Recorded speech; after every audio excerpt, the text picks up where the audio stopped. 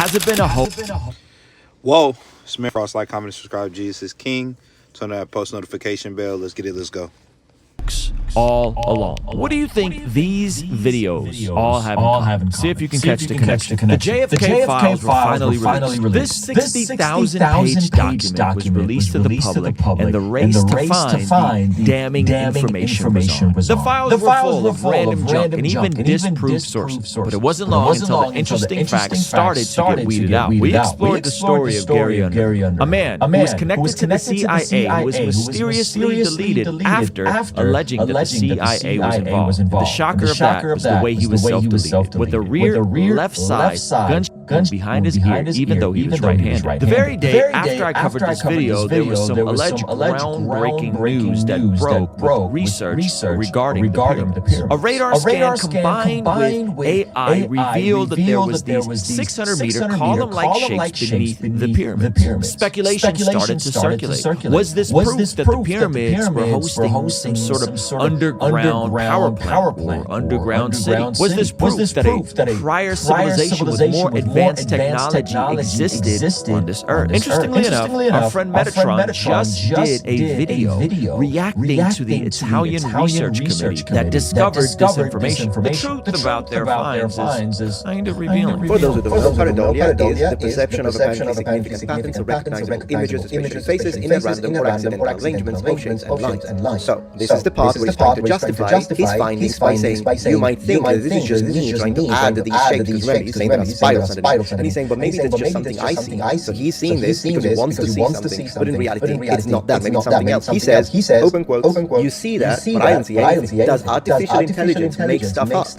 Question. The AI does not have the phenomenon of pareidolia, and it does not make things up. So can the AI identify shapes that are fake? Question. No, because pareidolia is a psychoanalytical phenomenon. The AI never gets anything wrong, is what this man stated 3 times during this conference. It seems that the research speculation about the pyramid columns underneath is flawed and questionable, to say the least. So if it wasn't a definitive find, why did this topic generate mass intrigue all around the world? Are you seeing the connection? Well, in my latest video, we actually dove into the CIA's connection to the spiritual realm and how it ties to their search for the Ark of the Covenant. Now, the Ark of the Covenant is an ancient, powerful relic documented in the Bible that says to have tablets from Moses and the presence of God inside. It also has a piece of manna from heaven. And for those reasons, the Ark of the Covenant has great power. And as we saw in Indiana Jones, Raiders of the Lost Ark, devious minds have a lot of incentive for acquiring said power. Is that what the CIA is truly after? We've seen from their very own documents, on their very own website, that they use something called the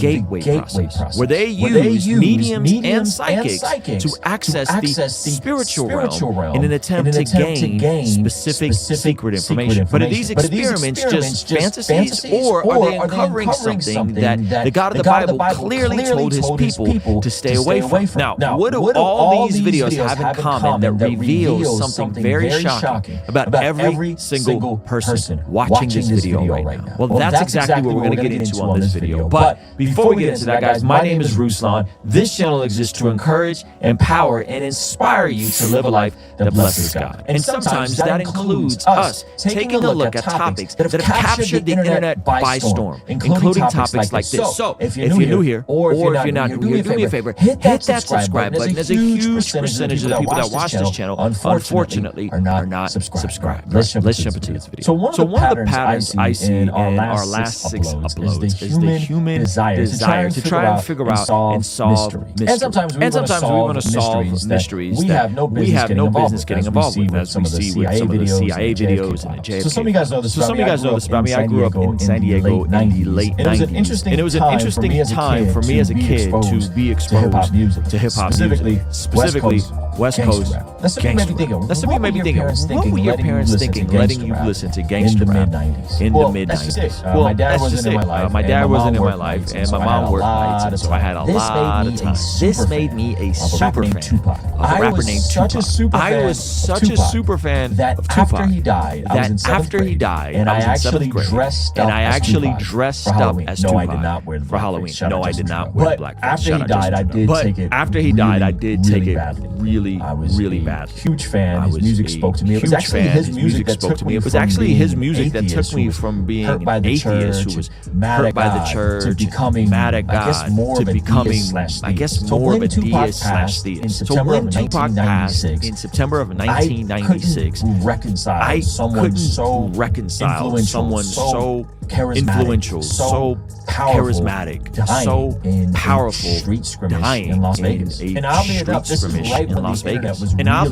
is right when the internet was really starting to take off. I started going down to my local library. I started going down to my local library in Kensington, and I would go down there and I would get on the internet and I would go down there and I would get on the internet and I spent my formidable years learning about why Tupac really died. The 7-day Illuminati theory, the possibility that label executive Suge Knight set him up, his mom's background as a Black Panther, and the CIA or FBI being involved. And recently someone was charged with the crime, a guy named Keefe D, and the other 3 people that were in the car have all passed away. So from a young age, I had this desire to try and solve mysteries, things that didn't make sense in the moment. And so I spent countless hours attempting to solve this. Even much of my identity in terms of so much of my headspace, even much of my identity in terms of being the one in the know about the real facts of the situation. It took me down the rabbit hole of assuming that anyone who was in power was either in on it with the Illuminati or was themselves a member of the Illuminati. It created a paradigm that made me believe that anything big was bad. And this led me to be really into aliens. And then the 9/11 conspiracy. And then I started looking at everything not through a skeptical lens, but through a hyper-cynical lens. Some of this got reconciled as I came to faith in Jesus towards the end of high school. But considering the lack of trust in institutions, we're starting to see this same mindset spread all across culture. And this is where it starts to get revealing. If seeking out answers for mysteries seems to lead to destruction, or at the least a poor use of time in some cases, why can't we stop? Why can't we stop ourselves from needing to know the answer to the mystery? Well, one of the reasons is baked into human psychology. Check out this clip from Joe Rogan and Andrew Huberman on pattern recognition. Really good fighters, one thing that you see is they don't just charge out the first round. You've been doing it so many times, and you know, so really good fighters, one thing that you see is they don't just charge out the first round. The first round is like a feeling out process. So you're downloading a lot of data points. You're downloading foot movement, and a lot of guys watch tape, they download it from that, but then you don't really know until you're in there with the person. So they're downloading positions, they're downloading what a guy does, like if you pivot to the left, does he move forward, does he move back, does he throw the left hook, does he throw the right hand, what does he do, and how good is he at closing distance? Does he try to fire from where he's at, or does he skip forward and fire? Does he give any telltale signs? Does he telegraph? So there's a lot of things that a fighter looks for. Mayweather had some of the best counterpunchers in the history of it. He was so good at like staying in the pocket, so he was an elusive guy. Yeah, it's pattern recognition. So he knows that left hook is coming. And so look how straight he throws that right hand. See how straight he threw that? So Canelo is throwing these big wide punches, and Floyd is just cutting him off at the path and then moving his head out of the line of those hooks that come his way. So follow me for a second. Joe Rogan is talking about the human mind's ability for pattern recognition, specifically in the context of fighting, which is human survival, but we've kind of evolved it to entertainment. And the human mind is so powerful that over enough time, it could be trained to spot patterns the way we see Floyd Mayweather slip punches within millimeters, without the need to process the information, without the need for exquisite strategy. He is slipping these punches instinctively. And in this case, it's saving him from getting knocked out. It's saving him from destruction, likely saving him from CTE, even though many people would say that Floyd Mayweather was kind of a boring fight. You see, from a psychology standpoint, the human mind has been conditioned to see patterns. It's been conditioned to see patterns that may cause us harm. What you see now in 2025 and beyond, we live as kings. Let me explain. If you consider the fact that many people, especially in the West, have things like access to healthcare, regardless on how good or bad, if you consider that we have access to things like running water, food, shelter, clothes, convenience, the ability to order something on Amazon today and it arrives tomorrow, the ability to grab an app, hit a button, garden and have food delivered to us. These are things that not even kings from 100 years ago had access to. And so this is a chart explaining Maslow's hierarchy of needs. If you look at the very bottom, you see the physiological needs, our needs for air, water, food, shelter, sleep, clothing, reproduction. Above that, you see safety needs, personal security, employment, resources, health, property. Above that, you see love and belonging, friendships, intimacy, family, sense of connection. Above that is esteem, which is respect, self-esteem, status, recognition, strength, freedom. And at the peak of Maslow's hierarchy of needs, you see the desire to become the most that one can be. So if you think about it, the vast majority of folks who are watching YouTube on a $1,000 device are generally above these first two levels. Now, I know many of us have faced tragedy and all sorts of dire circumstances, but generally speaking, probably have air, water, food, shelter, sleep, you probably have employment, those sorts of things. And the next tier up, right? So probably feel generally secure. It's not like you're living in a developing country, you're living in parts of the Middle East, and you probably have employment, and you're probably healthy, right? So generally, I think most people are in these first two layers, having those basic needs met. And even if you moved up when you factor in especially everything, there's probably still some searching of an enemy or a pattern of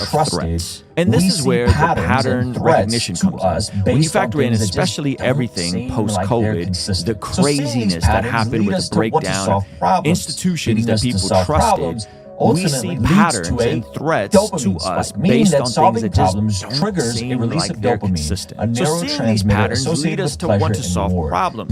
Leading us to solve problems ultimately leads to a dopamine spike, meaning that solving problems triggers a release of dopamine, a neurotransmitter associated with pleasure and reward, leading to a feeling of satisfaction and motivation, meaning when you feel like you figured out something that's a mystery, you feel satisfied.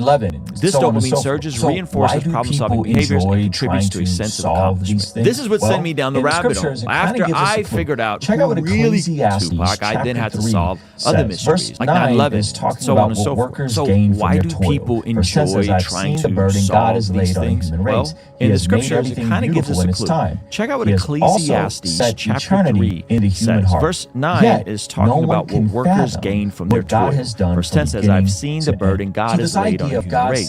He has made everything beautiful in its time. He has also set eternity in the human heart.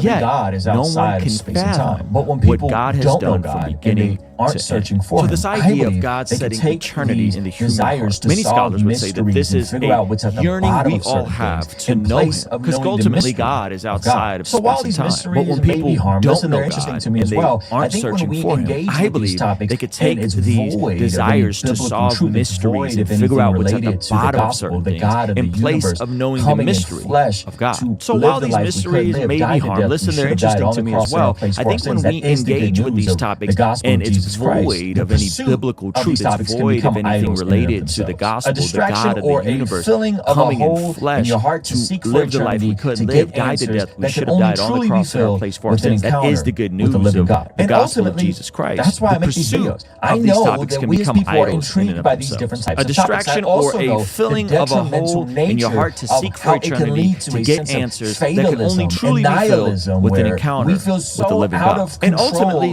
that's why I make these videos.